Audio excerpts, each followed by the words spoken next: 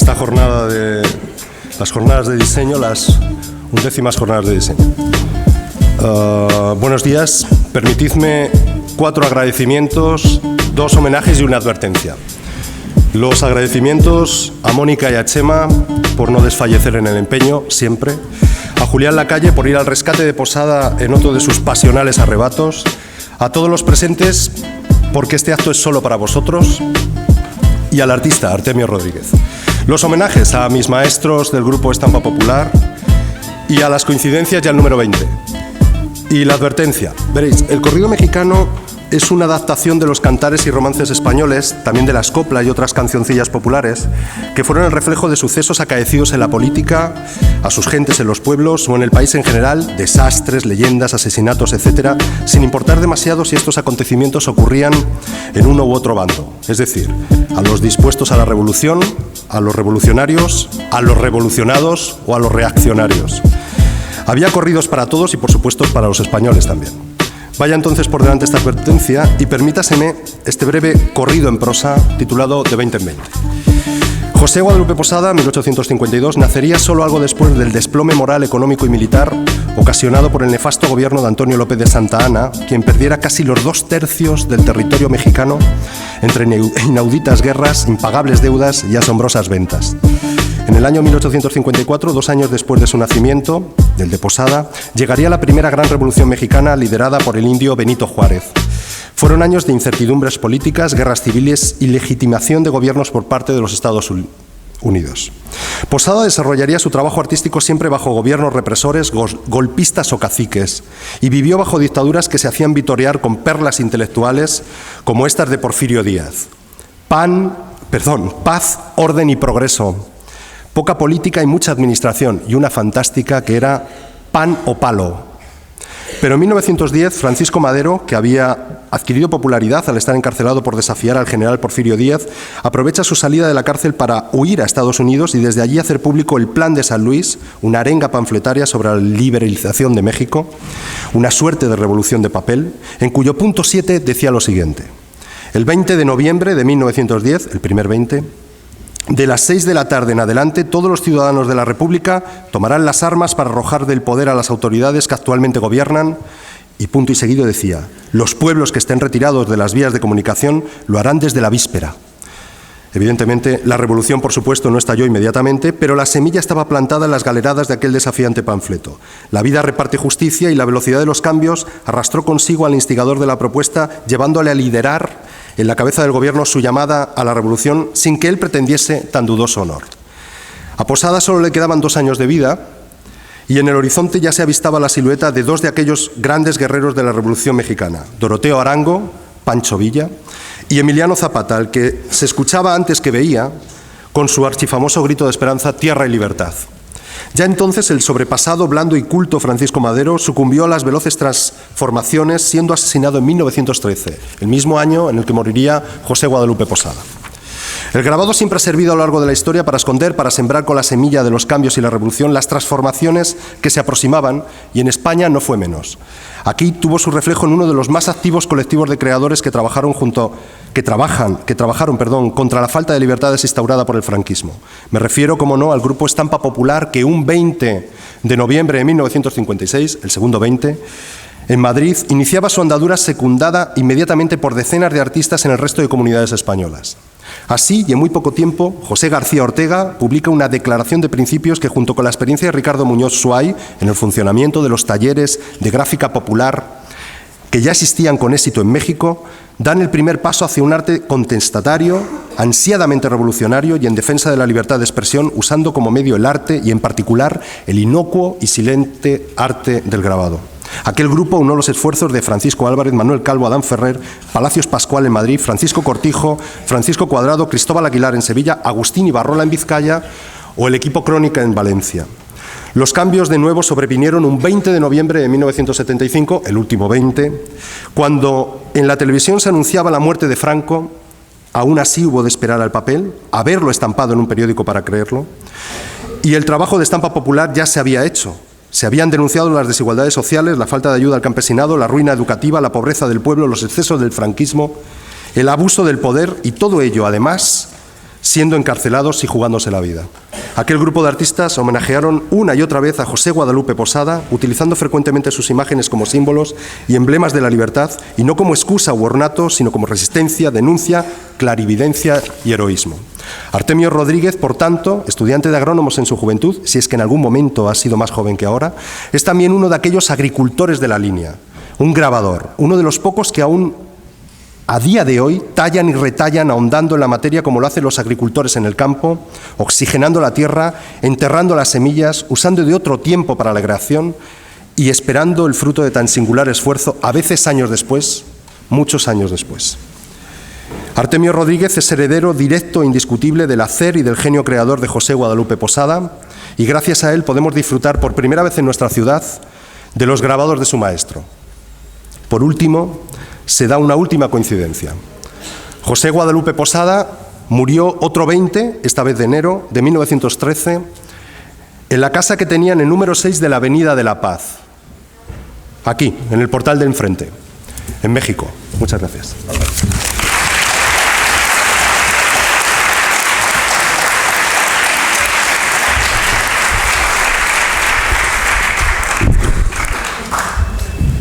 Bueno, ¿se escucha bien? ¿Sí se escucha? A ver, conteste ese celular, por favor. Bueno, antes que nada, muchas gracias por invitarnos, tanto a mí como a mi compañera Silvia, que estamos aquí. Gracias a Julián por invitarnos con pretexto de la publicación de su libro sobre Posada. Desafortunadamente no pudo estar listo para esta ocasión, que me hubiera encantado, igual que a él, pero como dice él, más vale hacerlo con calma que hacerlo apresurado, así es que espero que pronto vayan a la presentación de este libro. Tradicionalmente el arte visual se divide en arte mayor y arte menor. El arte mayor incluye la pintura, la escultura y la arquitectura. El arte menor, la gráfica, la ilustración, artes tipográficas, etc. Si nosotros como ilustradores, diseñadores y grabadores partimos de esta definición, nunca dejaríamos de ser artistas menores, casi como de segunda. Esto lo digo sobre todo cuando vemos libros de arte universal, siempre aparecen los primeros tres que les menciono. Aun cuando se habla, por ejemplo, de la época medieval en Europa, no se menciona, por ejemplo, el grabado medieval, que para mí se me hace una parte sustancial de la comunicación y del arte misma, ¿no? Porque había una relación muy directa entre lo que era, bueno, el arte en las iglesias y el arte que circulaba de mano en mano, que era el grabado medieval.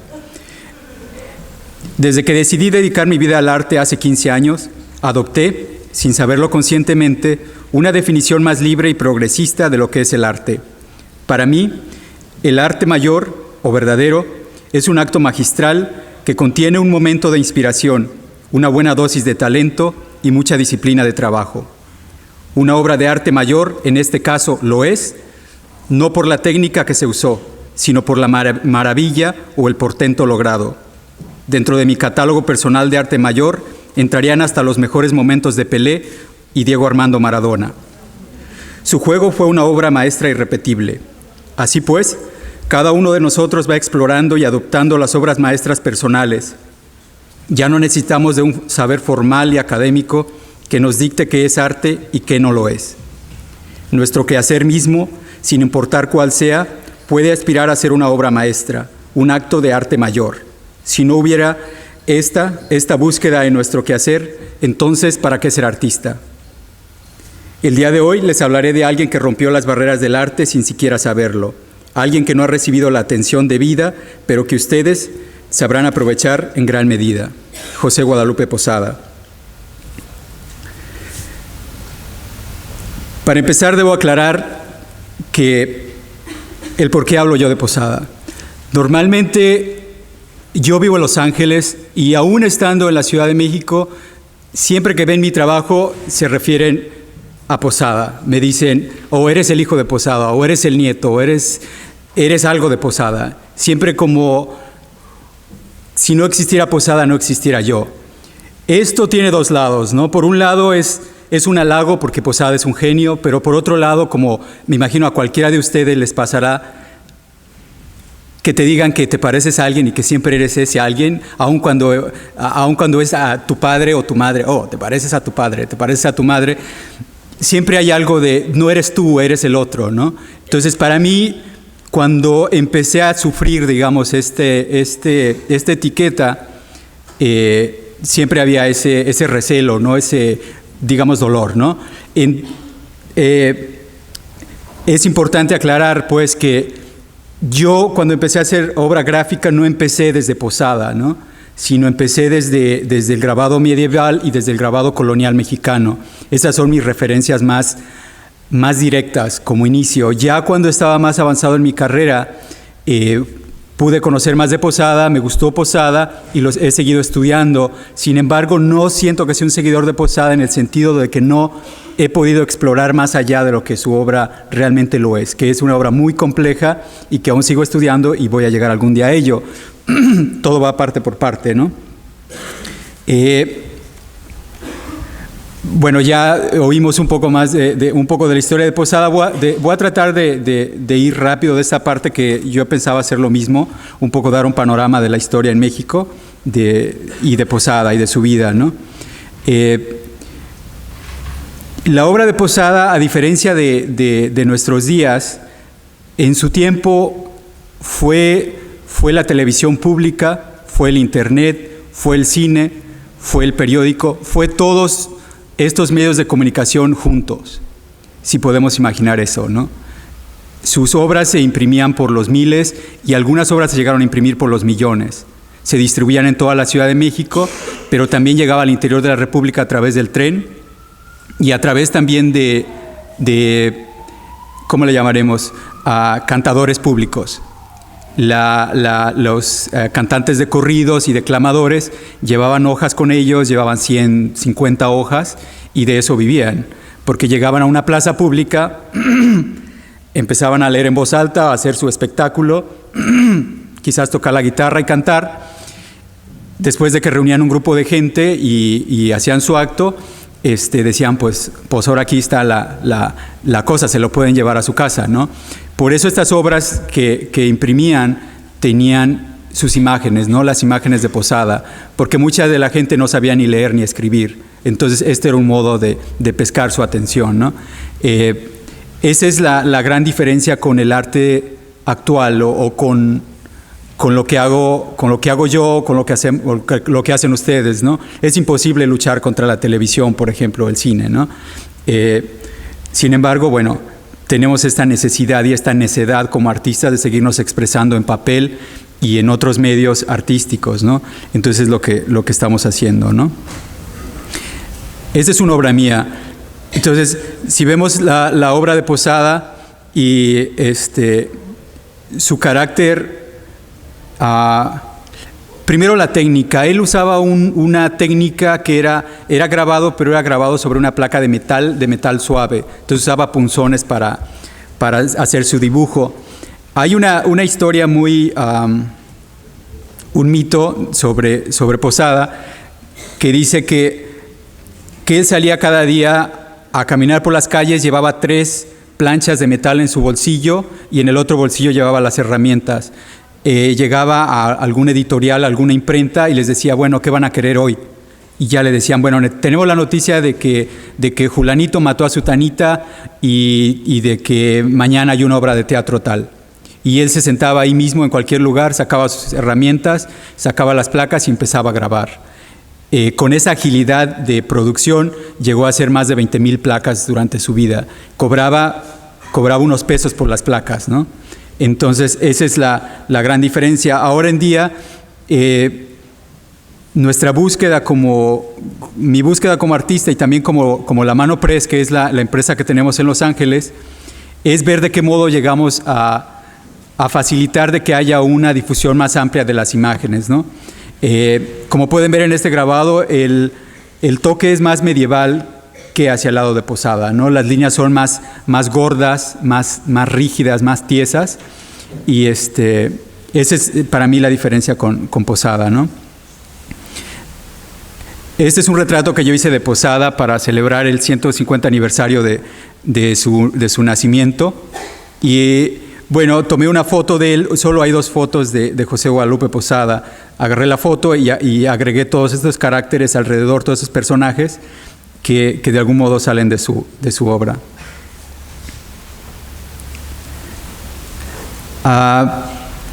Ya vimos un poco más de la historia por parte de Julio. Lo único que cabría decir es que José Guadalupe Posada nace en Aguascalientes, al norte de la Ciudad de México. Es de orígenes humildes, tiene poca educación. Sin embargo, por alguna de las casualidades del destino, afortunadas para todos nosotros, él empieza a trabajar en una imprenta o en una editorial, digamos. Es difícil decirlo porque lo único que hacían era un periódico que se llamaba El Jicote Ilustrado. Y en ese tiempo, o en esa editorial, específicamente trabajaban con la litografía, y José Guadalupe Posada a los 20 años ya es un maestro de la técnica. Desgraciadamente, debido a las inclinaciones políticas del Jicote Ilustrado, son exiliados de Aguascalientes y terminan en León, Guanajuato. Posada lo sigue a León, Guanajuato, donde se establece junto con su hermano y donde se casa Posada, pero hay una terrible inundación. Regresan por un tiempo a Aguascalientes. Aquí tengo un mapa, de hecho, del lugar. En la parte de arriba se ve Aguascalientes, la Ciudad de México está aquí en el centro del país, y después está León, Guanajuato. Entonces él viene a León, está por un tiempo ahí, sucede la inundación, regresa a Aguascalientes y entonces emigra a la Ciudad de México. Cuando llega a la Ciudad de México, empieza a trabajar en cualquier tipo de periódico, de publicación que se le atraviese, ¿no? Estamos hablando del Porfiriato. Las condiciones de vida en México son miserables, pero son miserables sobre todo en el interior de la República. Él vive en la Ciudad de México y, como sabemos, siempre el centralismo permite que en la ciudad se viva un poco mejor. Vaya, hay miseria, hay rebelión, pero no tanto como en el interior, ¿no? Y en este caso la Ciudad de México lo es así, ¿no? Hay actos de grandeza. Porfirio Díaz, a pesar de ser de origen indígena, él era de Oaxaca, y a pesar de haber luchado contra los franceses que invadieron o intentaron invadir México, él fue un general que fue un héroe de estas batallas contra los franceses. Cuando él está en el poder, se enamora de lo francés y empieza a promover lo francés a diestra y siniestra, y eso es lo que dirige tanto la vida social como también el arte, ¿no? Gracias a él se hizo una de las obras monumentales culturalmente hablando, que es el Palacio de las Bellas Artes, que está en el centro de la Ciudad de México. Si en algún momento tienen la oportunidad de ir a la Ciudad de México, es un grandioso elefante blanco, todo de mármol, metal. Es una maravilla, supuestamente, de la arquitectura, con la única ironía de que es tan pesado, y la Ciudad de México está fundada sobre un lago, que es de las construcciones que se van hundiendo más y más y más y más, ¿no? Entonces cada año o cada no sé qué temporada tienen que ir construyendo un escalón más hacia abajo, ¿no? No sabemos hasta dónde va a llegar, ¿no? Pero ese era Porfirio Díaz, ¿no? Y como digo, había toda esta inclinación hacia lo francés. Aquí vemos un retrato o una caricatura para un periódico que se llamaba Gil Blas Cómico. Y como ven, es ridiculizando, bueno, esta moda francesa y a la vez este amor por lo mexicano, porque tenían esa cosa curiosa también de decir, de hecho decían que éramos la raza de bronce. Entonces idealizaban por un lado al mexicano pintándolo con sus penachos y su pecho cuadrado, bien formado, elegante, y por otro lado lo francés, ¿no? Y dejaban de lado el indio de guarache y vestido raído, y esos no existían. Existía el pasado glorioso y el futuro progresista y glorioso que implicaba la cultura y la civilización. En este caso, la mujer, si ven sus pantalones, son vestidos como de charro, y el vestido tiene este trasero enorme que viene de lo europeo, y este sombrero entre francés y mexicano, ¿no? Aquí vemos, bueno, a un rico mexicano, muy bien dotado de comida, ¿no? En ese tiempo se dice que toda la propiedad mexicana, todo el territorio mexicano estaba dividido entre 11 familias. Había familias que poseían hasta 2, 3 estados, eran de su propiedad, eran de su dominio. Y también los latifundios eso eran los latifundios, los monopolios también llegaban a ese nivel, ¿no? Y había mucho... Las vías férreas, por ejemplo, que en época de Porfirio Díaz se dice que fue la época de más progreso para México porque se llenó de vías férreas a todo el país. Las vías férreas no eran mexicanas, eran inglesas o eran norteamericanas. Así es que es un progreso fundado en la deuda externa, ¿no? En la venta del país mismo, ¿no? Esta caricatura que me encanta mucho es un retrato de cómo México progresa y también nos da idea de más o menos qué estaba pasando en esa época en México, ¿no? Cuando la bicicleta era como la cosa maravillosa que venía de no se sabe dónde, ¿no? Entonces, como ustedes leen el texto aquí, tiene una suerte tan negra el guapo ciclista Aristi, que al pasar por Corpus Christi aplastó a su propia suegra. Y vamos a ver el siguiente. En tiempo de Posada, se dice que Posada era alguien muy político y que siempre estaba luchando contra el gobierno. Es una noción muy común. O sea, yo cuando en Estados Unidos alguien se refiere a mi trabajo, enseguida dice, oh, Posada, sí, su obra política y cómo luchó contra la dictadura. Esto es verdad en parte, porque dentro de los 20,000 imágenes que produjo Posada, yo creo que unas 200, 300 obras de él se refieren a lo político. Y no es una actitud de él constante en toda su obra, sino que solamente ocurre cuando la publicación lo requiere. En este caso es una de las pocas que vemos que se refieren a la represión.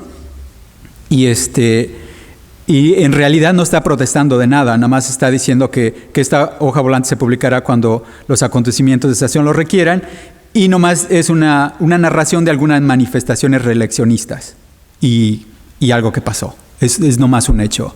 No está proclamando nada, no está doliéndose, no está diciendo nada. Es nomás un hecho, como si hubiesen atropellado a alguien en el tranvía o cualquier cosa. Sin embargo, la fuerza de la imagen, y yo la veo y me recuerda inmediatamente, ¿cómo se llama? Este cuadro de Goya de los asesinatos de Mayo. Es la misma fuerza, el mismo drama, ¿no? Lástima que no hizo más de este tipo, como digo, ¿no? Y lástima que no hizo de otro tipo de cosas que a mí me parecen que me parece muy dramático de ese tiempo. En ese tiempo hubo una guerra muy cruel contra indígenas de la costa del Pacífico, casi llegando a los Estados Unidos, en un estado que se llama Nayarit y Sonora. Había una tribu o una comunidad indígena que se llaman los yaquis, que era muy grande hasta antes de Porfirio Díaz. Esos indios siempre eran rebeldes, un poco rebeldes. Bueno, resulta que descubren minerales y otras cosas de riqueza en esa región. Entonces Porfirio Díaz decide sacarlos de ahí y empieza a sacarlos. Se rebela y empieza a haber una guerra muy cruel. Porfirio Díaz manda todo su armamento, toda su fuerza a esa región y empiezan a acabar con estos indios. No se sabe cuántos miles o millones murieron, pero mataron bastantes y algo peor que hicieron fue que tomaron familias completas, tribus completas, y las ponían en tren, iban a la Ciudad de México, de ahí a Veracruz, y de ahí los llevaban hasta Yucatán, que es en el otro extremo del país.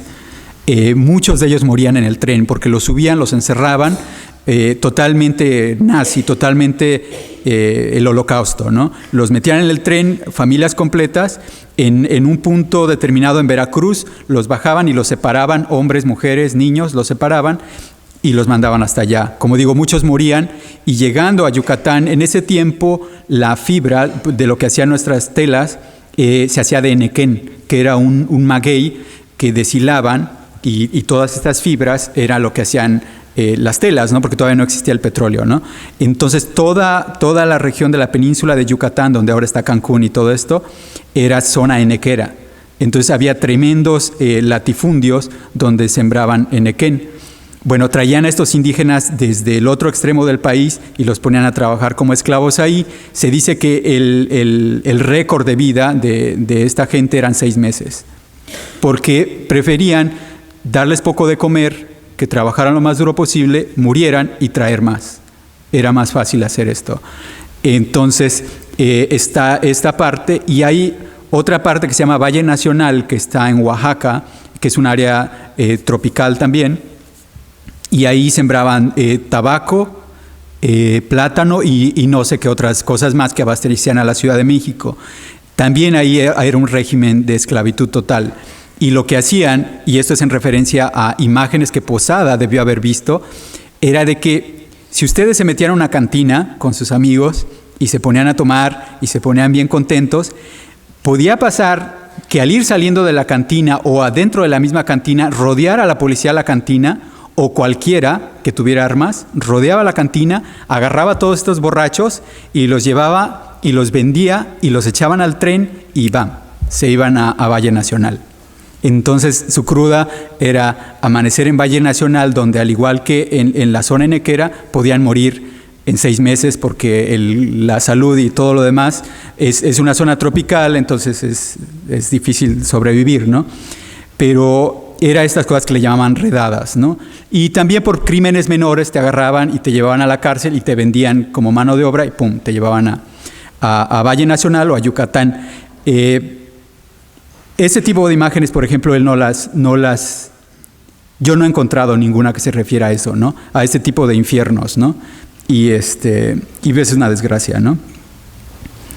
Si quieren leer más sobre esta época de México, que es muy cruenta, hay un libro maravilloso que se llama México Bárbaro, de John Kenneth Turner, que es un periodista norteamericano de deportes que de repente descubre que en México no es lo que... Porque México, como todos los países, se vende hacia el exterior como un país democrático, progresista y todo bien.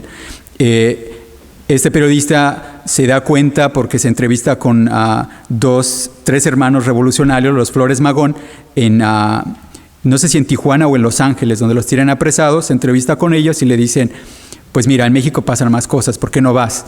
Y él empieza un viaje desde la frontera norte, llegando por Valle Nacional y Veracruz, la Ciudad de México, y llega hasta Yucatán, donde él, disfrazado de rico empresario norteamericano, va tratando de comprar, entre comillas, esclavos y tierras y todo, y entonces le van contando, le dicen, bueno, si quieres yo te vendo 2,000 indios y te vendo tantas y tantas hectáreas, y así va como haciendo su viaje, y en este libro narra todas estas condiciones. No solamente habla con los ricos hacendados, sino que se atreve a meterse a las posilgas donde viven los esclavos. Entonces es un libro no muy conocido, pero creo que sería interesante para ustedes leerlo si les interesa más al respecto. Dentro de las publicaciones que trabaja, que tienen un carácter político, hay aproximadamente 20 revistas que trabaja Posada. Voy a leerles algunos de los encabezados de estas revistas o periódicos para que se den una idea más o menos del contenido, ¿no?, de estas revistas. Las revistas tenían una circulación más limitada. Lo más fuerte de Posada son las hojas sueltas, porque valían unos centavos y se vendían como pan caliente. Estas revistas me imagino que iban más a un público más educado dentro de la sociedad mexicana, ¿no? Y por tanto más progresista, ¿no? Este es el título de una publicación que se llamaba La Araña, semanario independiente destinado a los obreros. Ahora, no sé qué tantos números sacaron, si tal vez nada más sacaron 1 o 2, son de los que tenemos noticia. La Guacamaya es otro periódico, Del pueblo y para el pueblo, periódico hablador y de buen humor, rebalsador y decidor de verdades, no papelero ni farolero, azote de los burgueses, defensor incondicional y amigo de la clase obrera. Y eso era nada más en el encabezado, ¿no? O sea, todo este discurso se lo echaban, se imaginan más o menos las imágenes, ¿no? Ahorita estamos viendo uno de ellos. Y bueno, ustedes como diseñadores, como artistas visuales, enseguida se ve la gracia y la soltura de alguien como Posada para hacer este tipo de cosas que no es nada fácil, ¿no? Cuando tienes que darle la voz a una publicación, ¿no? Y en este caso tiene una soltura sorprendente. Este es otro que se me hace maravilloso, ¿no? El Argos. Periódico de la tarde, jocoserio ilustrado y de noticias.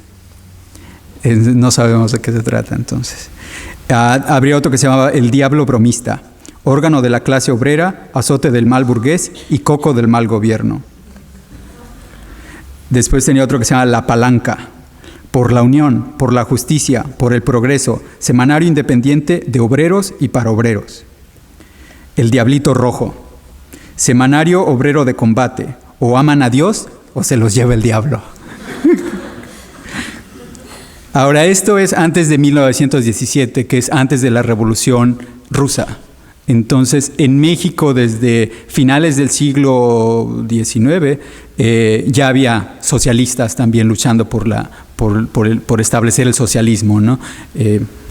Desgraciadamente, pues no triunfaron, ¿no? O no sé, a lo mejor, afortunadamente, no se sabe, ¿no?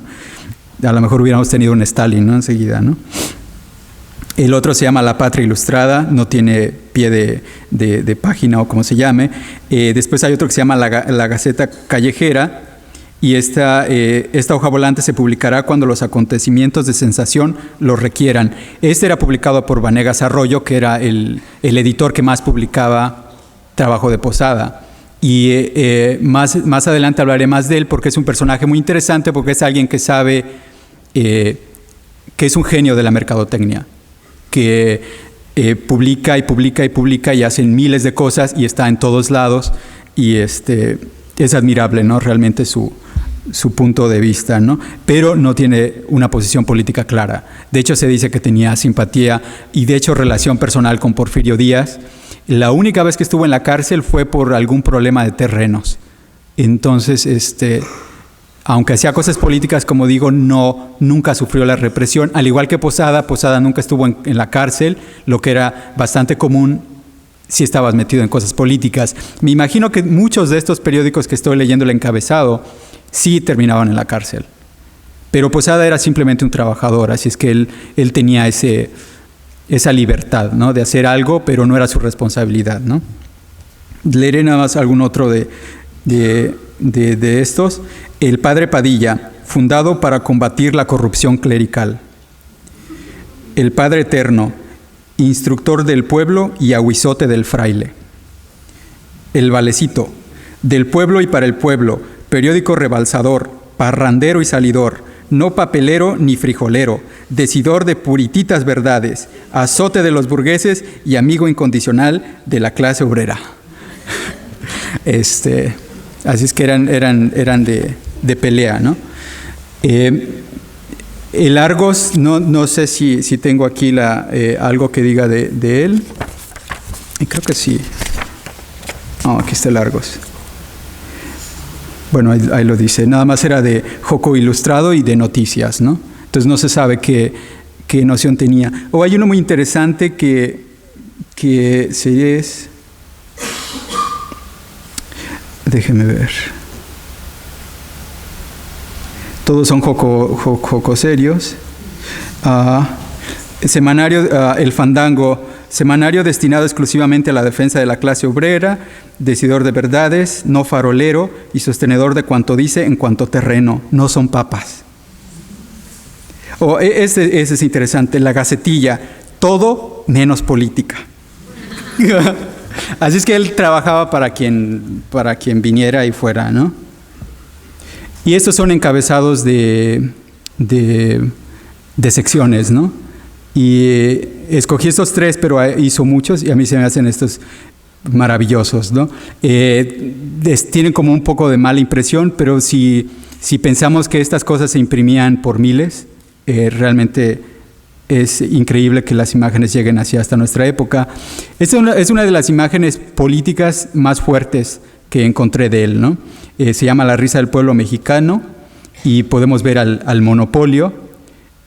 Después hay en la balanza, dice la buena fe, que está hasta arriba, y el dinero, que está hasta abajo, ¿no? Entonces el dinero es lo que pesa sobre la buena fe, y en la parte de atrás está alguien que me imagino que es el gobierno, con un lema que dice tolerancia. Y el pueblo pues está riéndose y escupiendo monedas, ¿no? Y bueno, es una caricatura, ¿no? Entonces es como ambiguo también, ¿no? No es tan... Bueno, aquí está la cita del libro que les mencioné antes, México Bárbaro, que realmente les recomiendo que lo lean si les gusta el drama. Y México, como ustedes deben saber, es un pueblo muy religioso, y entre más pobreza hay más fervor, ¿no? Esta es una imagen de una aparición de la Virgen de Guadalupe en medio de un nopal, de un maguey. Y bueno, hay larga tradición, me imagino que aquí en España también, de que la Virgen o Cristo se aparece en todas partes, ¿no? La última que supe es que se apareció en un vagón del metro, en el piso, el piso es como de mármol, y se apareció ahí. Entonces, para entrar al metro, había línea para entrar al metro y línea para entrar a ver la Virgen en el piso, ¿no? Yo pasé y nomás podías como ver por encima, porque no había un nicho, nomás era el piso. Y más bien parecía como un chicle pegado, pero causó conmoción y estaba en todos lados, ¿no? Y es increíble. Empieza la revolución. Posada muere en 1913, la revolución empieza en 1910. En 1911 Porfirio Díaz cede el poder, ya está cansado, él dura en el poder creo que 34 años. Y antes de eso, bueno, era un general peleador. Entonces me imagino que cansado dice, mira, yo no me quedo aquí en la revolución, ahí se quedan, yo me voy a Francia y vivo mi vejez tranquilo y muero en Francia, ¿no? Entonces él se va, y al irse queda el vacío de poder, y es donde empieza la revolución realmente. Entonces la revolución empezará más bien en 1911, ya lo más cruento de las batallas, ¿no? Entonces digo esto porque a Posada no le tocó vivir tanto la revolución como tal. Y le hubiera tocado menos, porque de todos modos él estaba en la Ciudad de México, y la revolución se da por todo el país, y hasta los momentos finales, como sabemos, es cuando se llega a donde está el centro de poder, que es la Ciudad de México. Entonces él vive la revolución más bien como noticia, como cuento, como gente que le dice, que le llega y dice, bueno, la revolución está en tal lado y está pasando tal cosa, ¿no? Pero esta imagen a mí se me hace maravillosa, ¿no? Este beso es un momento cúspide del arte romántico, ¿no? Y bueno, aquí está el guapo de Emiliano Zapata, ¿no?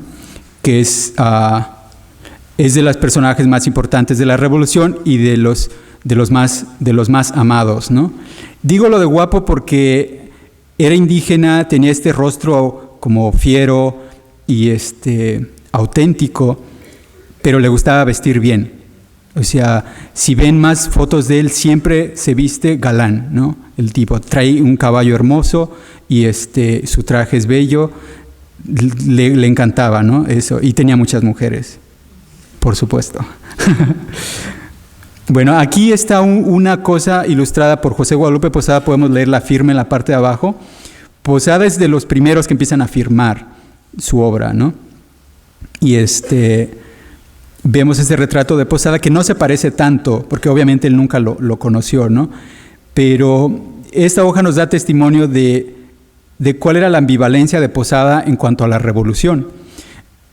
Si nos acercamos más a la imagen, el título es El fandango del bautizo del hijo de Emiliano Zapata. El fandango es una tradición musical que se da en Veracruz, ¿no? Y el texto dice, ahora sí le tupen duro al terrible zapatismo, hoy sí están por seguro de acabar en un abismo. El general Robles piensa dar fin con esos bandidos, que son aprobio y vergüenza de aquellos pueblos instruidos. Por eso que en Yautepec aprendieron la familia de la Tila, que ha de ser algún día puesto en vigilia. Es su suegra Lupe Sánchez, y además de 3 cuñadas, Juana, Carlota y Felicitas, y otra señora, guardadas. Están en San Ildefonso, y allí algún tiempo han de estar, pero el Atila no es onzo, y las deja por acá. Si Orozco, hijo, no pena, porque a su tata lo truenen, Zapata por una suegra, en su obra no lo detienen. Y continúa narrando el bautizo del hijo. Y Zapata supuestamente tiene encerradas todas estas señoras, su suegra incluida, y le vale. De todos modos tira la fiesta y hacen mole y la festividad total y las deja ahí, ¿no? Pero si vemos al inicio, ¿no? A Zapata, perdón, se le tinta de Atila, ¿no? De bárbaro y demás, ¿no? Y bueno, la ilustración es de Posada. Entonces, ¿cómo decir que Posada era un revolucionario y que estaba por el pueblo y todo esto, si quien era el principal representante de la revolución, el que estaba luchando por la tierra, es pintado de alguien salvaje, ¿no? Bueno, a continuación, hablamos un poco del corrido. Entonces, les voy a poner un corrido que es de 1913, interpretado en nuestros días, pero les pido que lo escuchen para que más o menos se den cuenta de cómo funcionaba el corrido. Como les digo, esta letra que estamos leyendo aquí eran corridos. Esto se tocaba y se cantaba.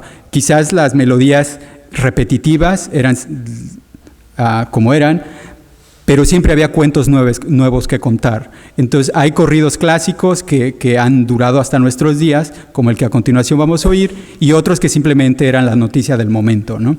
Pero si lo escuchan con atención y ven las imágenes, podrán disfrutar más las imágenes que continúan, porque eran parte de lo mismo. Entonces, sí.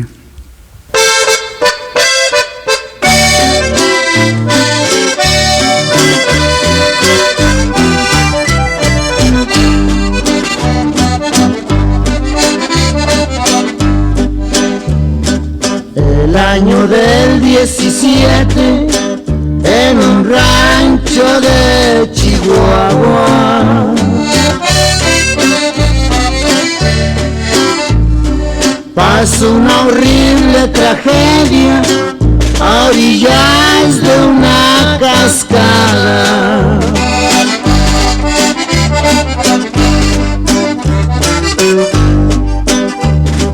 Luciana y Gabino Suárez todas las tardes llegaban.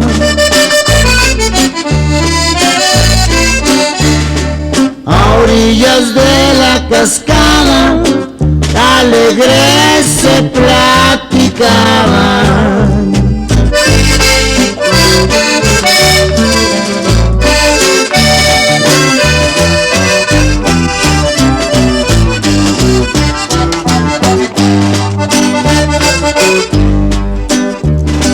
Gabino, yo tengo miedo, no sé lo que va a pasar.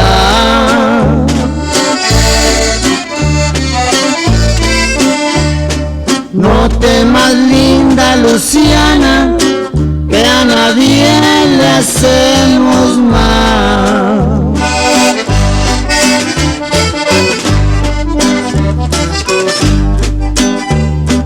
De pronto son un balazo, Gabino muerto cayó.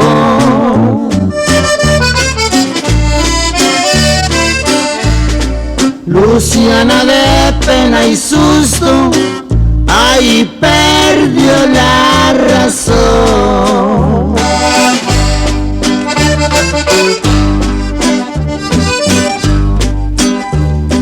Afirman algunas gentes que el matón fue un caporal,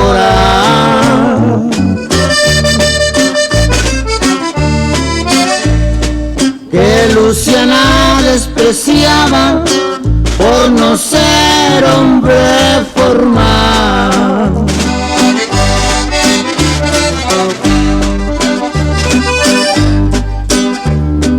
Luciana todas las tardes por Gabino va a llorar.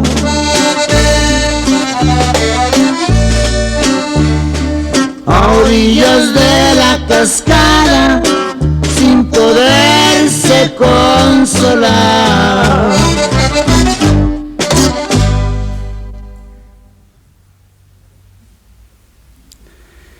Bueno, pues como pudieron oír, hay muchos momentos dentro de este corrido donde la imaginación puede irse bastante lejos, ¿no? La cascada, este asesinato fortuito de repente, el momento en que ella pierde la razón ahí mismo. Entonces son este tipo de historias que inundan la imaginación popular, ¿no?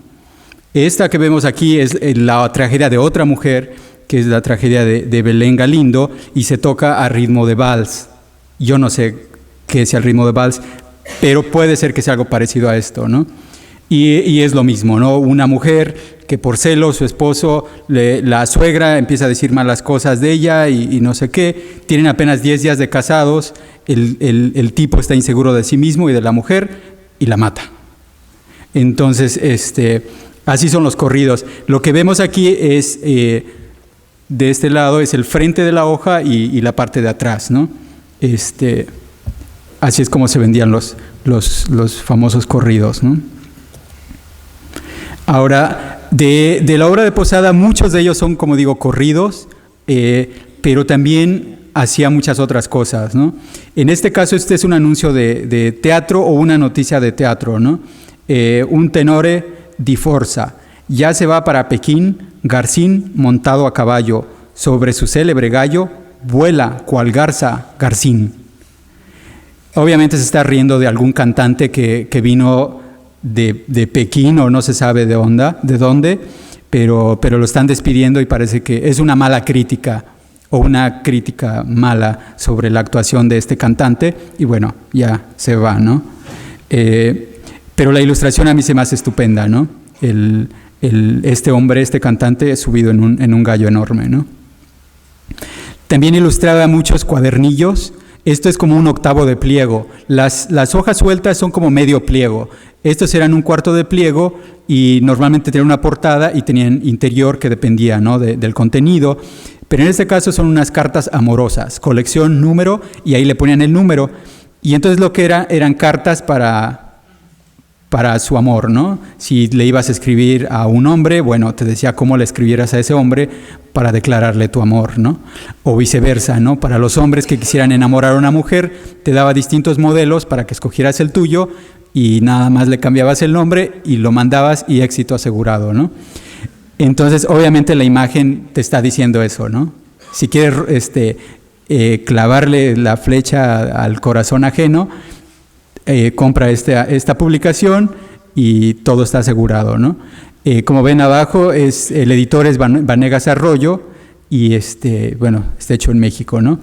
Ese tipo de publicaciones había, y también había juegos, ¿no? Juegos de mesa. En este caso, el que vemos aquí es un juego de la oca, como el que está en la iglesia que está por estos rumbos. Se dice que de esta publicación imprimieron cerca de 3 millones de copias. Entonces, muchas de las copias que se encuentran son muy difíciles de leer por tanto y tanto que se usaron, ¿no?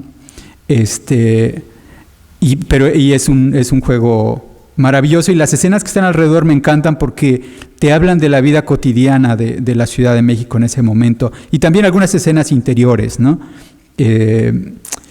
Y tiene, bueno, algunas cosas de ilusión, ¿no? Pero sobre todo me encantan los esquineros, ¿no? Donde se ven escenas de niños jugando. Este es otro juego que se llama Los Charros Contrabandistas. También es un juego de dados. Y esto, pues, es un invento de alguien usando imágenes nacionales, pero básicamente es un juego de la OCA. Nunca he podido leer las instrucciones, si se fijan, están muy poco claras en la parte de abajo donde dice explicación. He intentado de 1000 maneras, lo he escaneado y he hecho zoom a lo máximo y no lo entiendo, entonces nunca he entendido cómo se juega. Pero igual, ¿no? Es muy interesante porque te habla de muchas cosas, ¿no?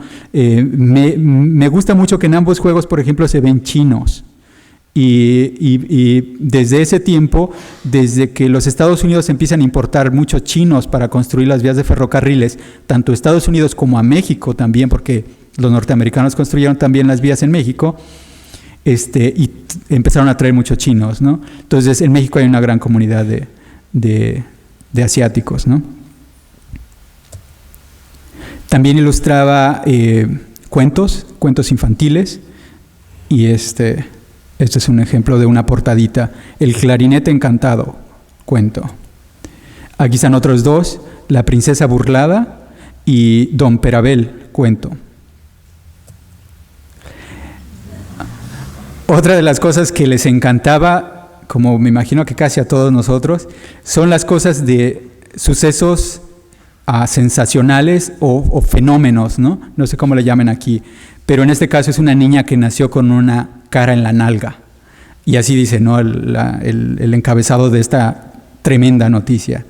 Y la niña está como con cara de, pues ni modo, así nací, ¿qué le vamos a hacer? Una cara en la nalga. Esta es tremenda. Una mujer que dio a luz 3 niños y 4 animales. Vayan a saber cómo estuvo, ¿no? Pero es genial, ¿no? Imagínense que alguien les dice, llegó la noticia de que una mujer dio a luz 3 niños y 4 animales, hazme una ilustración. Esta ilustración es maravillosa, ¿no? En ese sentido, están los 3 bebés, están los 4 animales, el hombre que dice, ¿pero qué fue esto, no? La madrota o la mujer que ayudó a parir, espantada, y la mujer, no sé, ¿no? Está como la Virgen María, ¿no? Yo no sé, yo era virgen antes de concebir. También ilustró cosas religiosas, y este Cristo me encanta, ¿no? De parte de él. Y como digo, Vanegas Arroyo hacía de todo con que saliera centavos, ¿no? Entonces, las estampas religiosas, como ustedes saben, se venden como pan caliente, ¿no? Y también hacían cosas de este tipo, que este es el Diccionario Infernal. Magnetismo, hipnotismo, sugestión, descripciones general de todos los hechos y cosas que tienen relación a las apariciones, a la magia blanca, negra y roja, al comercio infernal, a las adivinaciones, prodigios, errores, supersticiones y preocupaciones, a las tradiciones y cuentos populares y a todas las creencias maravillosas, sorprendentes y sobrenaturales. Vida de los personajes históricos que tuvieron relación, fueron protagonistas o intervinieron en acontecimientos y sucesos sobrenaturales, etcétera, etcétera, etcétera, etcétera. Todo lo que quieran saber sobre la magia de todos colores. Y hicieron muchas cositas de estas. Otro de los grandes temas que me encantan de Posada y su época es el cataclismo, ¿no? En este caso es el gran juicio final, que será el fin de todo el mundo para el 14 de noviembre de 1899 a las 12:45 de la noche. Entonces me imagino ese 14 de noviembre de 1899 a esa hora esperando a ver qué pasaba.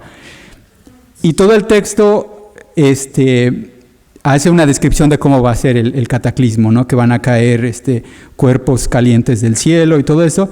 Y aparte que está justificado por un famoso científico austriaco. Así es que lo tienen que creer porque él nunca se ha equivocado, porque es un científico austriaco. Aquí está un gran cometa y quemazón que muy pronto se va a ver, el mundo se va a volver toditito chicharrón. Así es que es sobre un temblor. Lo curioso de esta pieza es que es ejemplar y ciertísimo suceso en la República Mexicana las verdaderas causas del temblor del día 2 de noviembre de 1894 a los padres y madres de familia. Y entonces lo que a continuación narra son como 4 casos donde un hijo le dio una bofetada a su padre, donde una hija le dio una puñalada a su madre, y donde como hubo todas estas cosas de mala educación, donde algo malo pasó en la familia. Y también hubo una violación, creo, también, ¿cómo se llama? Un incesto dentro de todo esto. Entonces te narra estos 4 casos y después te dice, ven, estas son las causas de que haya habido este temblor. Entonces, y da todo un sermón, ¿no? De por qué a los padres y madres de familia tienen que cuidarse de hacer estos males, porque si no vuelve a temblar, ¿no? Casi todas las hojas, sobre todo este es de un suicidio, ¿no? Que también es un tema grandioso, ¿no? Porque en la religión católica, como casi todas, es prohibido suicidarse, ¿no? Pero la gente lo hace, ¿no? Pero la imagen es sorprendente, ¿no? Es increíble, ¿no? O sea, se puede uno imaginar aquí el lote baldío. En nuestra época habría latas de Coca-Cola y todo lo demás ahí alrededor de ella, y este cadáver ahí tendido, ¿no? Con los buitres. Peleas. Encantaban las peleas, y más si era entre mujeres. O si una mujer le disparaba a un hombre, eso es noticia segura, ¿no? Porque ¿cómo iba a ser? Pero ese es otro tipo de noticias, ¿no? Que hacía bastante mella, porque siendo un pueblo muy religioso, moralmente siempre, lo moralista siempre se vende. Y en este caso era una mujer que torturaba a una niña con cerillos. Y la imagen también, ¿no? Es monumental, ¿no? Esta imagen se puede ampliar a cualquier tamaño y nunca cobra fuerza, nunca disminuye su fuerza, ¿no? Los hechos extraordinarios.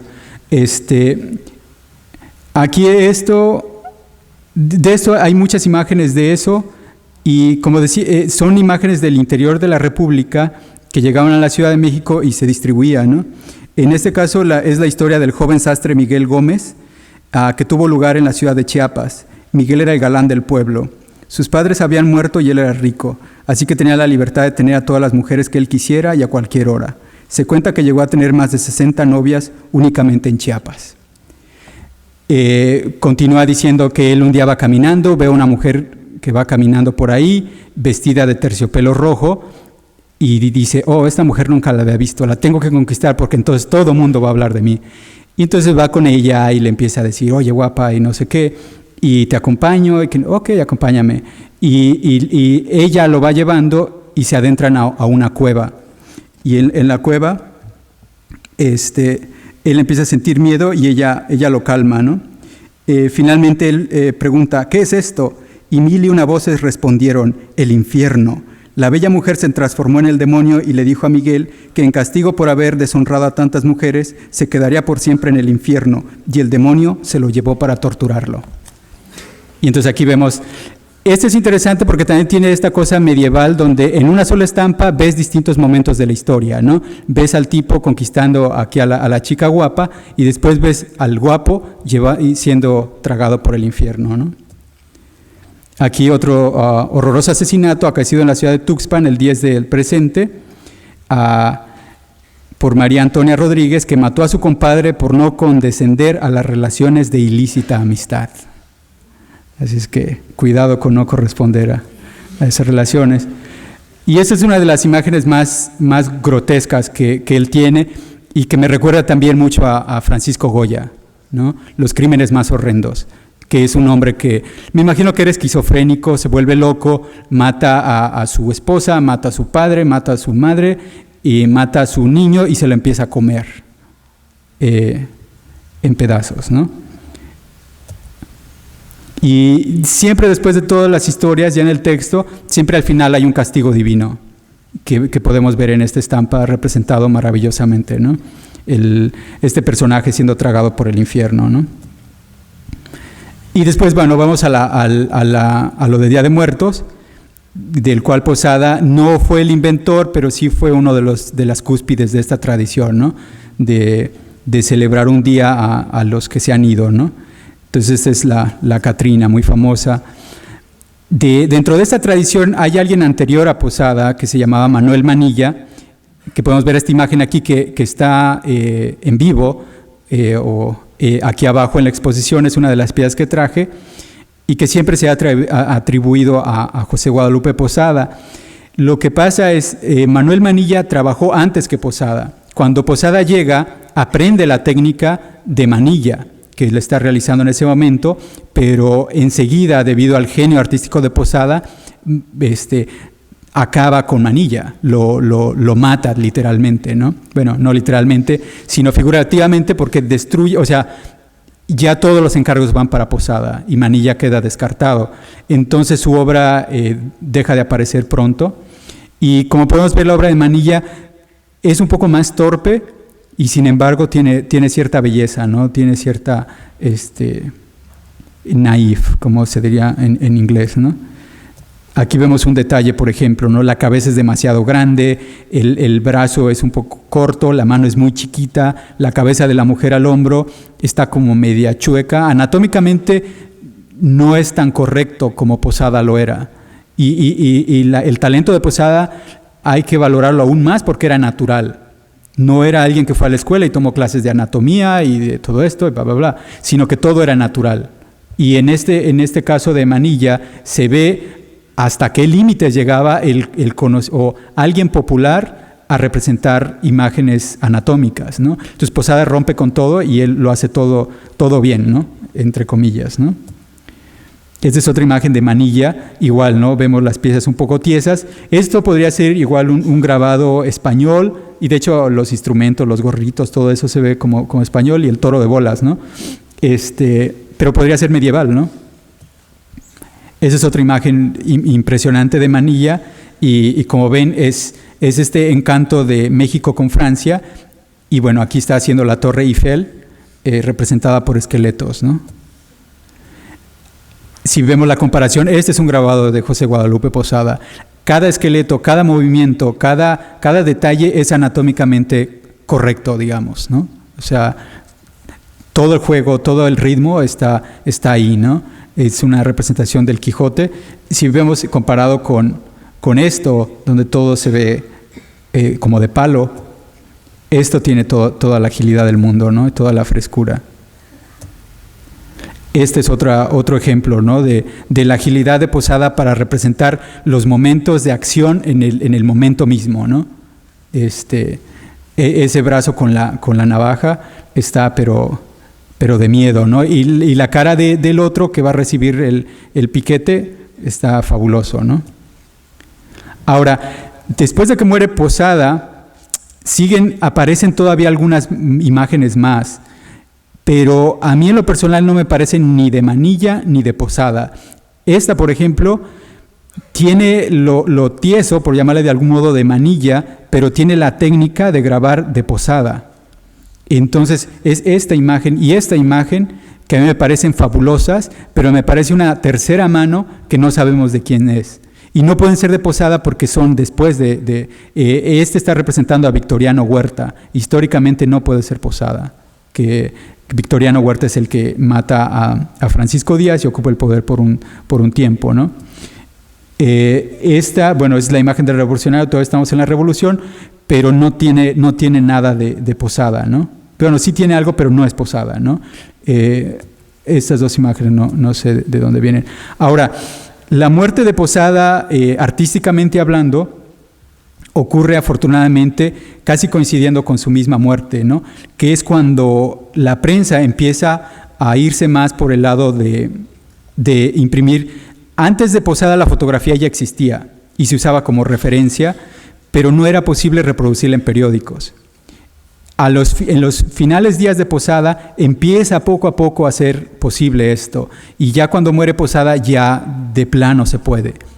Entonces la gente o los editores dicen, bueno, esta es la maravilla, es lo nuevo, esto va a sorprender al público porque no es un dibujo, no es una representación, es la cosa real. Y estas son fotografías aparecidas en publicaciones de ese tiempo, y es lo que acaba con la ilustración hecha a mano, ¿no? En algunos aspectos se ganó, pero en muchos aspectos, por lo menos para mí personalmente como grabador, se perdió, ¿no? Porque se pierde toda una tradición visual, ¿no? de representación. Y la fotografía pues tiene sus méritos, pero tiene muchas limitantes, como todos nosotros sabemos, ¿no? Como ilustradores o artistas, ¿no? A mí como artista me parece muy importante ver atrás en los momentos históricos de la imprenta, ver qué se usaba para ilustrar y retomarlo y generar nuevas imágenes usando viejas técnicas, ¿no? Parte de mi labor es esa, ¿no? Como artista es, bueno, ver un poco la época medieval, qué tipo de imágenes, qué tipo de técnicas, ver este paréntesis histórico donde Posada trabajó y ver qué se puede usar de ahí para crear nuevas imágenes, ¿no? A continuación voy a presentar un pequeño film de 4 minutos, donde más o menos van a poder ver cuál es la técnica del grabado que uso, ¿no? Van a ver un poco de cómo se graba y también de impresión. Entonces, tiene un poco de animación y todo eso, y espero que lo disfruten. Ahí va.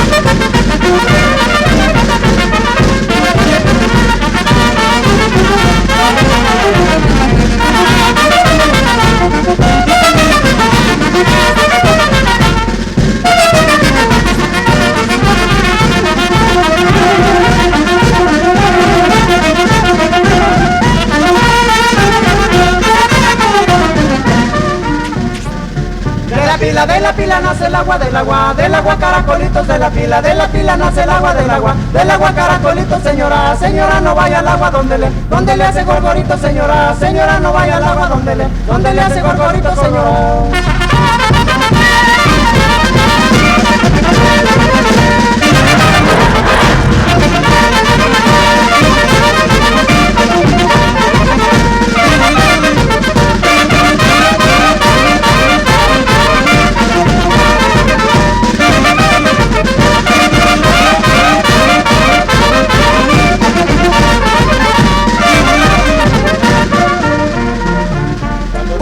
Colorada se me alegra el corazón, parece que voy llegando de Chihuahua a Nuevo León. Cuando dicen Colorado se me alegra el corazón, parece que voy llegando de Chihuahua a Nuevo León. Si tu mamá te pregunta y a la hora que llegue yo, le dirás que vas afuera a ver si ya amaneció. Si tu mamá te pregunta y a la hora que llegue yo, le dirás que vas afuera a ver si ya amaneció.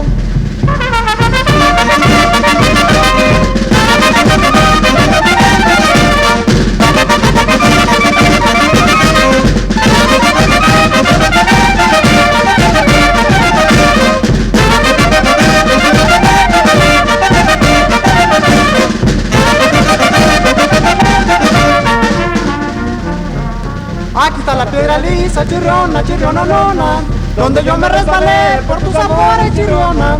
Aquí está la piedra lisa, chirriona, chirriononona, donde yo me resbalé por tus sabores, chirriona.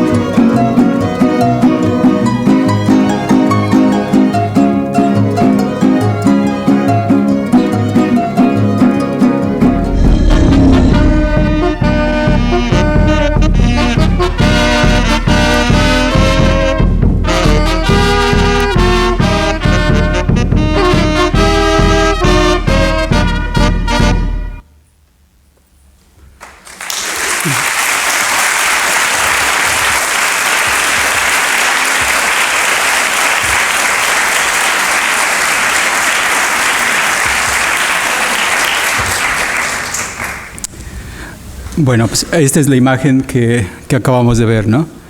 Es un grabado en madera y como vieron, todo el, ¿cómo se le llama? La filmación la hice yo mismo cuando iba haciéndolo, entonces todo fue como muy automático, ¿no? Agarrar la plancha, ponerla en un lado, poner la cámara y hacerlo así como inmediato, ¿no? En automático. Ahorita ya voy mostrando más de mi trabajo, ¿no? Pero empecemos por el inicio. Bueno, ese es de cuando tenía 7 años y ahí donde está la flecha, ahí estoy yo, ¿no? Y toda la tropa que me acompañó durante ese año. Este es uno de los primeros grabados que hice cuando tenía como 18 años, yo creo. Y es una vista idealista de lo que fue mi pueblo 450 años antes. Entonces es la iglesia de mi pueblo, ¿no? Como les dije antes, yo cuando empecé, bueno, a coincidencia de José Guadalupe Posada, yo también nazco en la provincia. Mis padres también son de origen muy humilde. Mi padre es albañil, mi madre es ama de casa. Los padres de Posada, él era, creo que panadero o no sé qué, y la mamá era ama de casa también, ¿no? Entonces, de origen humilde, en la provincia, el acceso a el arte, a museos y cine y todo eso es muy limitado, ¿no? Entonces, yo empiezo, mi entrada al mundo del arte es por el lado de la literatura, por el lado de los libros, ¿no? Bueno, la otra razón de la que quería mostrar esa foto no era nada más porque yo estaba ahí, sino por mi maestra, que es la que está hasta el extremo de aquel lado, que fue muy importante para mí porque ella y su hija, que también era maestra, que me dio clase el año siguiente, fueron quienes me enseñaron a leer. Literalmente empezar del ABC, pero también empezaron a meter en mí la cosa de la lectura, ¿no? Al final de cada día de clases le empezaron a leer una historia que continuaba para el día siguiente y después el día siguiente y así te tenían como hook, ¿no? Para que siempre fueras a la escuela, ¿no? Y no dejaras de ir porque tenías que oír el final de la historia, ¿no? Y entonces yo tenía mucho respeto por esta maestra y también yo creo que me dejó mucho en la imaginación el hecho de que ella era chaparrita, muy muy bajita y era jorobada. Entonces es algo que siempre se quedó en mi mente. De hecho, en algún momento la Mano Press era ediciones del Jorobado y nunca supe de eso hasta que un amigo me enseñó esta foto que yo no la tenía y me dijo, yo tengo una foto de cuando éramos niños y todo eso, y la vi y me acordé que esa maestra era jorobada, ¿no? Recuerdo una ocasión en que estábamos cada lunes rindiendo honores a la patria, como me imagino que aquí también lo hacen. Y yo estaba parado y gritando y haciendo ruido y de repente siento una mano aquí y digo, ¡quita! Y volteo y es ella.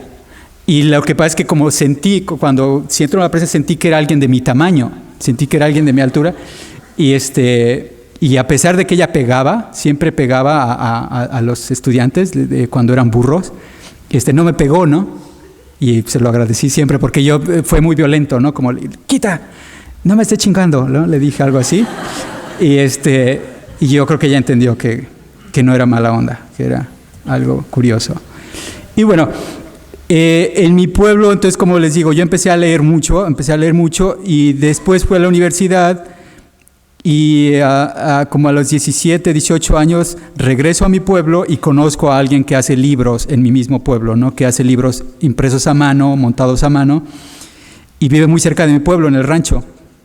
Entonces empiezo a ir a platicar con él y todo eso, y empiezo a ayudar en la imprenta un poco y demás. Yo quería ser poeta, entonces andaba con mis aires de poeta, veinteañero, vestido medio hipioso y todo eso, y llegaba con mis grandes poemas, y él tenía que chutárselos, como decimos, ¿no? Te voy a leer un poema, y bla, bla, bla, bla, bla. Y él se los aguantaba, y ya después me decía, bueno, pues tienen algo, ahí vas, échale gana.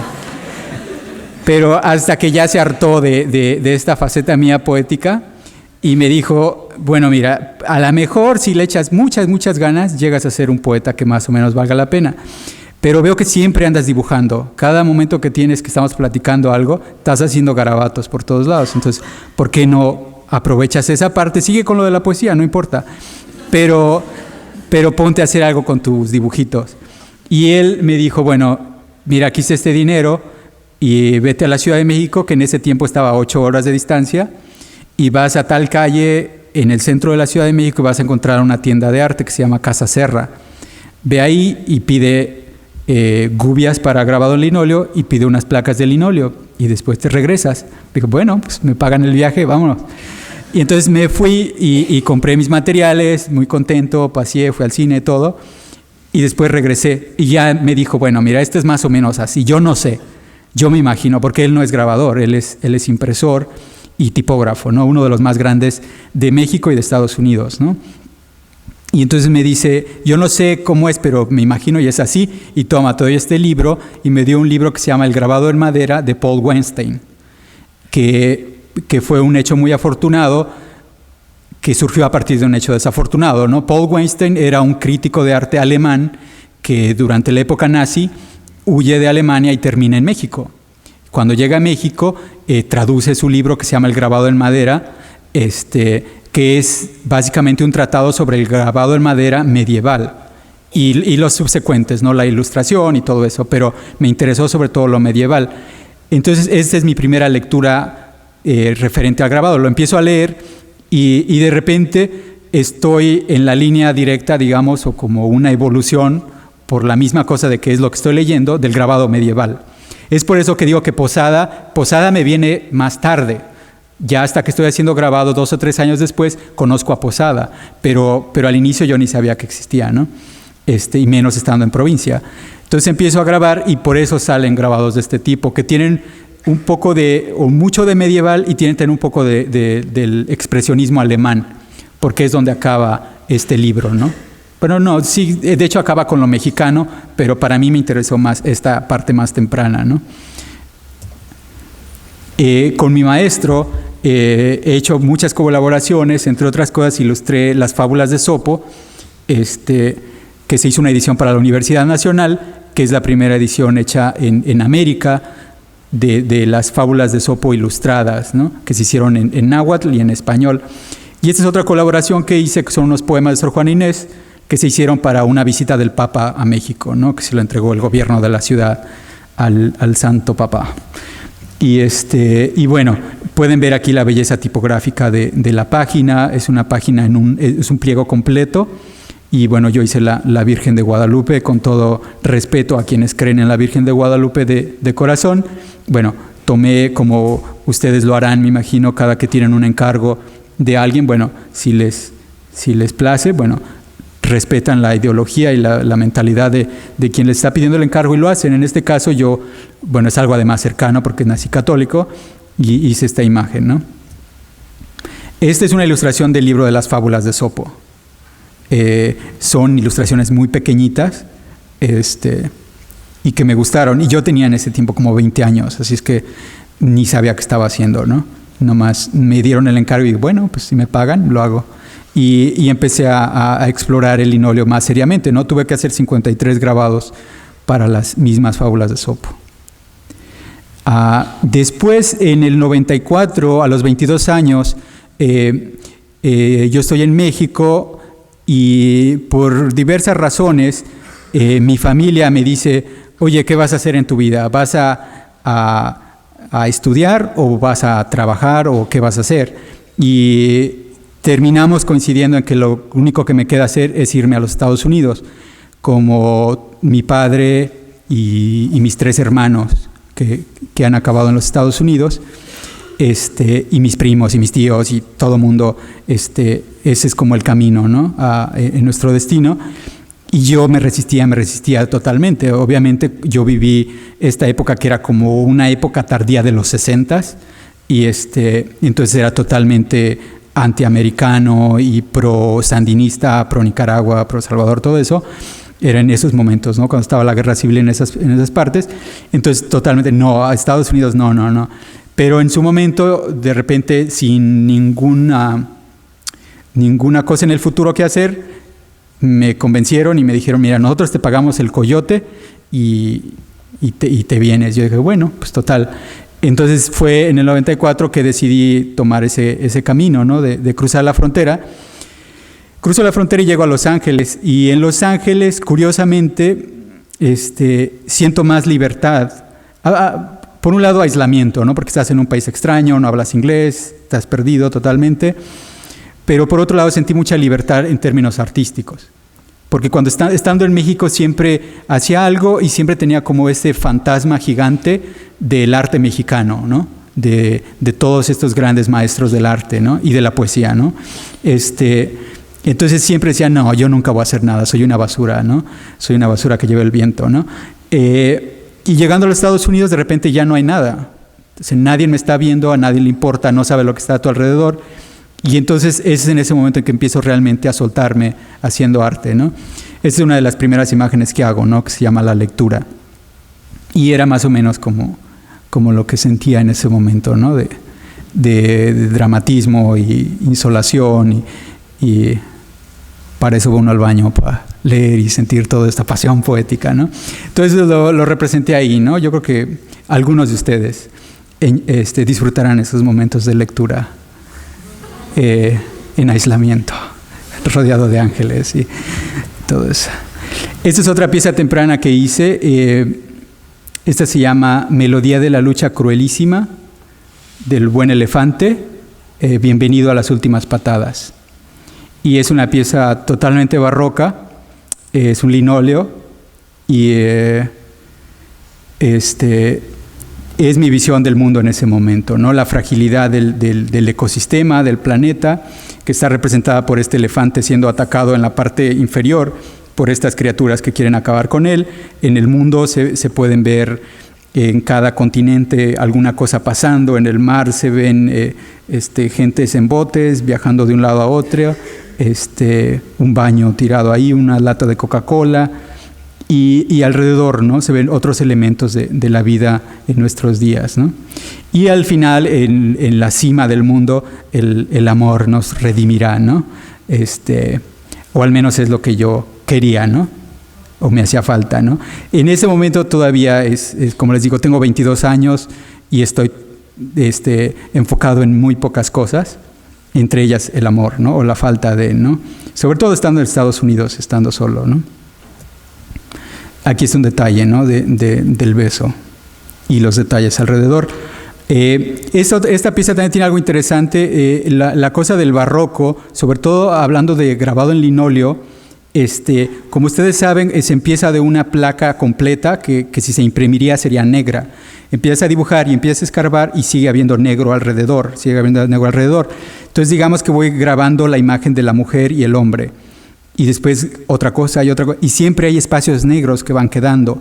En esta pieza en particular, lo hice muy conscientemente de que cada espacio negro que quedaba decía, bueno, ¿para qué lo limpio? ¿Para qué lo quito? Si de ahí puede surgir algo más. Y entonces cada detalle va pasando otra cosita que de algún modo se relaciona con la historia y no, es como el paisaje, ¿no? Entonces si ven hay como angelitos por aquí y después animales y escenas de un cerdo que es una televisión, como muchos elementos, Dios mirándose en un espejo, un ángel caído, todos estos elementos van surgiendo. Arriba de la mujer hay un condón como la iluminación total y una cama volando ahí como el ángel de la guarda, ¿no? ¿Dónde estará esa cama? Entonces cada cosa se iba volviendo como una narrativa diminuta, ¿no? Y me encanta esa pieza. También, claro, me interesa mucho el tema social, ¿no? El cruce de la frontera, el cómo nos ven a nosotros los inmigrantes en Estados Unidos y en este caso esta pieza se llama Somos Parte y entonces es proponiendo un poco como de qué parte estás, ¿no?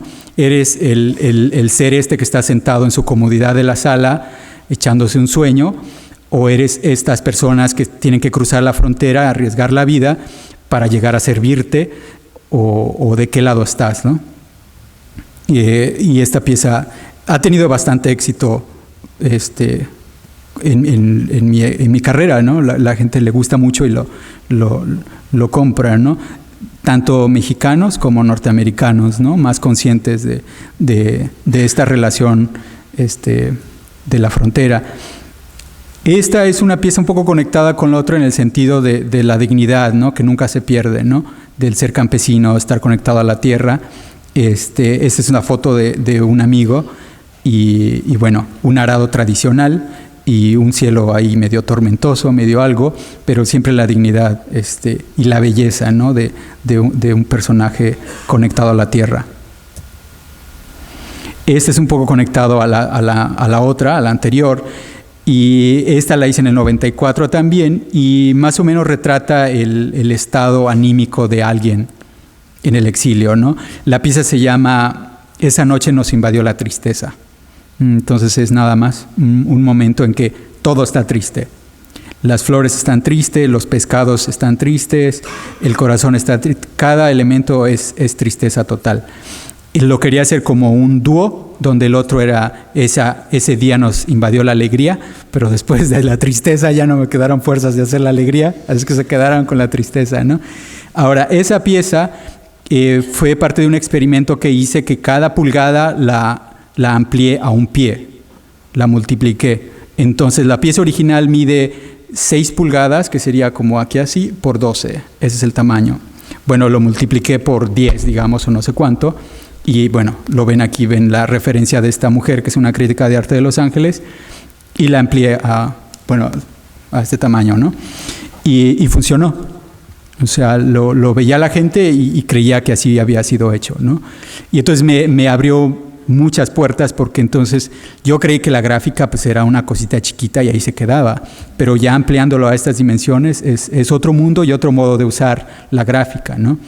Que se puede hacer monumental. Es otra pieza que hice también monumental, que se llama San Jorge y el Dragón, o La lucha por la libertad y otras mentiras.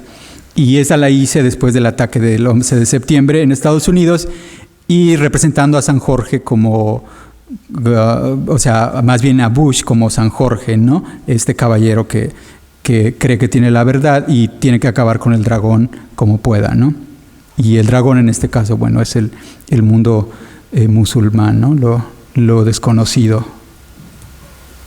Aquí está un acercamiento de la misma pieza en una galería, ¿no? En Los Ángeles.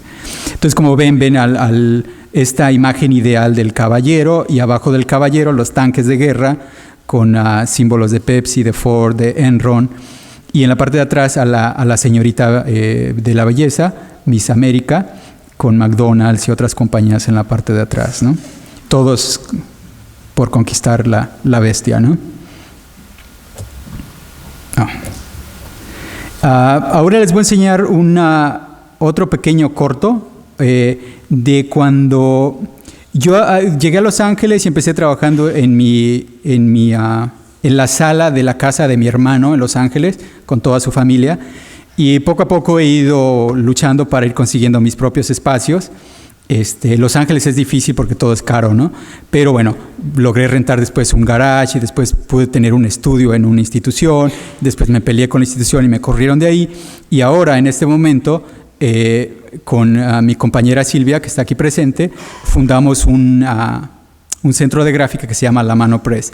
El siguiente filme es sobre cómo encontramos el edificio y cómo lo llevamos hacia donde está ahora, ¿no? Y ahí va.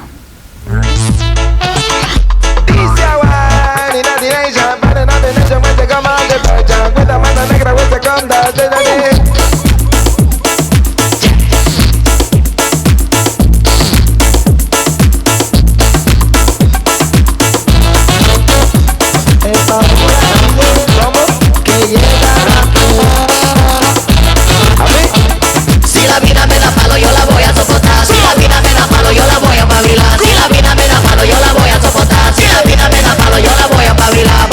Esa guana que esa raqueta, esa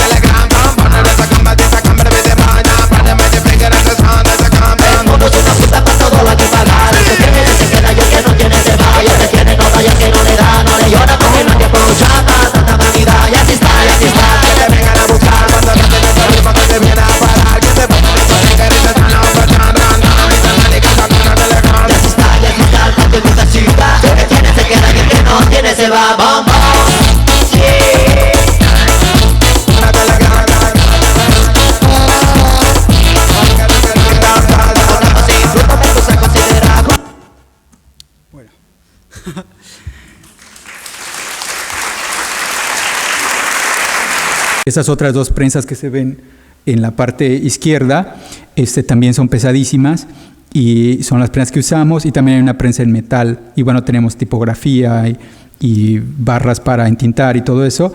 Aparte tenemos un espacio de galería, que es esta parte de aquí, y un patio trasero donde se dan clases, se tiene una cocina para cuando hay, para nosotros mismos y para cuando hay visitantes y todo eso. Y tenemos un estudio de diseño también, que es en la parte de alta de las escaleras, y tenemos, las Macintosh y todo eso, escáneres y todo para hacer diseño, ¿no? Entonces es un centro redondo, ¿no? Digamos, ¿no? Que tiene de todo, ¿no? Aquí se puede ver la vista desde afuera, ¿no? Pintamos ahí un pequeño mural y bueno, ese es nuestro lugar en Los Ángeles. Voy a enseñarles nada más algunas de las imágenes que yo he hecho. ¿Qué horas son? Son las 2. ¿A qué horas teníamos que acabar esto? Las 12:30. ¿10 minutos? 10 minutos, ok. Sí, más vale. Bueno, estas son algunas de las imágenes, muy rápido, nada más describiendo rápido de lo que se tratan y ya, ¿no? Esta imagen fue hecha para un poema que se llamaba El Diablo Venido a Menos, y era una narrativa en 12, era un poema dividido en 12 partes, y hice una ilustración para cada parte, ¿no? Entonces, bueno, es el diablo y la decadencia de la figura del diablo en los momentos actuales, ¿no? Como el diablo no asusta a nadie, ¿no? Porque hay cosas más maléficas que el diablo pintadas de buenos, ¿no? O sea, Bush y lo que quieran ponerle ahí entra, ¿no?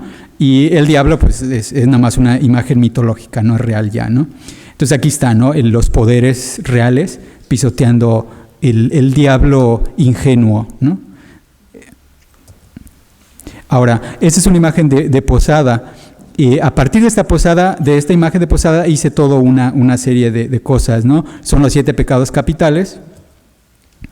Yo lo traduje al inglés y puse al tío Sam como el personaje principal o central, y todos los pecados ahí atacándole a este pobre infeliz. Aquí está el tío Sam disfrutando o sufriendo del pecado de la pereza. Aquí está el tío Sam en la ira, ¿no? El pecado del enojo. Aquí está el hijo de tío Sam en la lujuria, ¿no? Es una galería de arte y ve pelotas y está como, ¿qué es esto?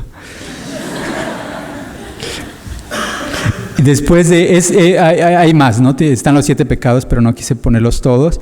Hice otro que son los 7 diablos capitales, ¿no? Los 7 pecados capitales en diablos, ¿no? Y me gustó mucho esta portadilla, ¿no? ¿Cómo quedó? Los 7 Deadly Demons. Aquí está el pecado de la avaricia,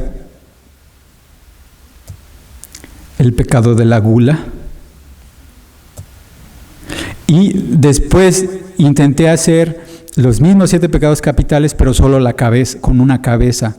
Y estos son grabados en madera. Los otros eran grabados en linóleo y son como de este tamaño.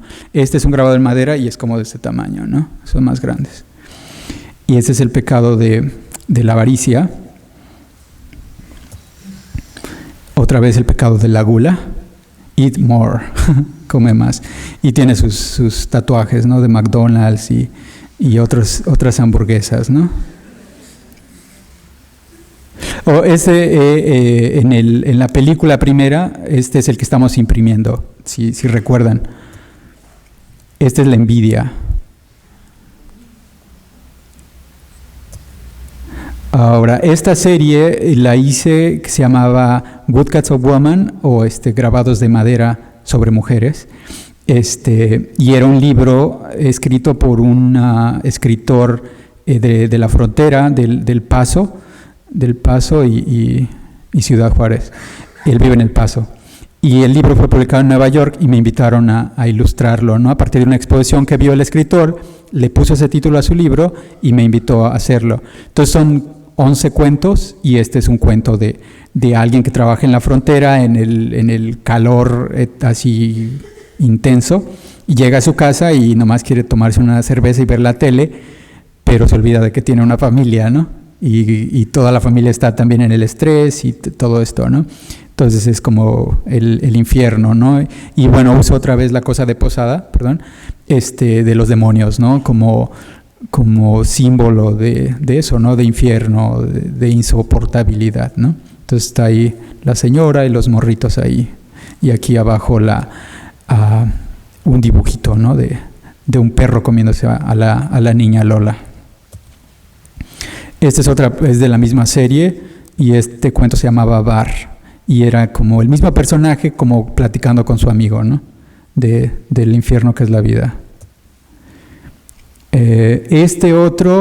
Lo hice para un juego digital que se llama tropicalamerica.com. Los invito a que lo vean. Es muy interesante porque a mí me invitaron en la última parte del proyecto a hacer el arte para el proyecto, ¿no? Entonces es un juego digital bastante complejo. Duraron 3 años en hacerlo. Participó el departamento de animación de UCLA, de la Universidad de California, y ellos son los que lo mantienen. Y bueno, yo hice nada más el arte.